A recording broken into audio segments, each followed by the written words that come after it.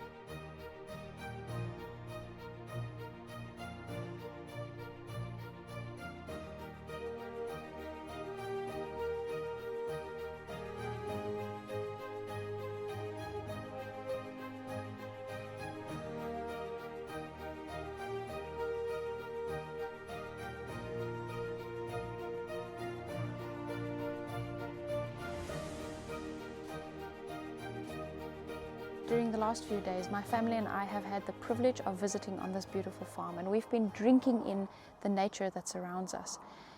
We're surrounded by lawns, green grass, beautiful trees, shrubs, beautiful flowers, and a selection of incredible birds. It's been healing and refreshing just to be in this beautiful space. If you have watched our previous videos, you will remember that we looked at the account of creation.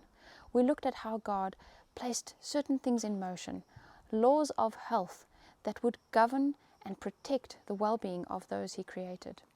Adam and Eve were created perfectly. They were created in the image of God. And while He was at it, when He was busy making all these elements for good health, God could have made mansions for them. He could have made houses of gold and placed them in those homes. However, He chose to put Adam and Eve in a garden.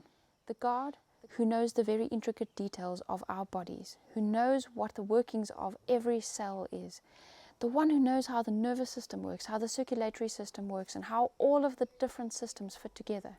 That same God knew that the best possible happiness could be achieved when we're surrounded by His handiwork.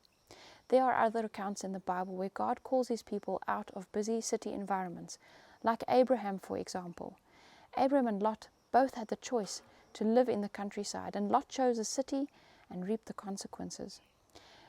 When groups of people were coming together to build the Tower of Babel at a different time period, God dispersed them and tried to send them out into different areas of the globe at that stage to try and protect their well-being and their happiness. In the life of Jesus, we also see accounts where He calls His disciples and says to them, "Come apart and rest a while." Today, research has proven that regular time spent out in nature, time spent out in fresh air, time spent doing healthful exercise, time spent working in the garden, these different ways of spending time in God's nature uplift our health. They strengthen the nervous system, they strengthen the muscles and the circulatory system, and they provide vigor to our bodies and our minds. I would like to encourage you to spend as much time as you possibly can in nature. You might be living in the city, and yes, you may not necessarily have the opportunity to live on a farm like this, but all of us have the opportunity to find ways to connect with God in the surroundings that He has created. Being surrounded by man-made objects, man-made buildings, man-made cars, and man-made everything, that kind of surrounding does not draw us close to our Creator in the same capacity that nature can. So when you have the opportunity next, spend some time with God in nature. Come apart and rest a while. Come apart and breathe the fresh air that He has made. Work in the garden that He has provided for you, wherever that may be. And whenever it is possible, spend time contemplating His handiwork. I am a firm believer that this is one of the key ways in which you can give your health a tremendous boost.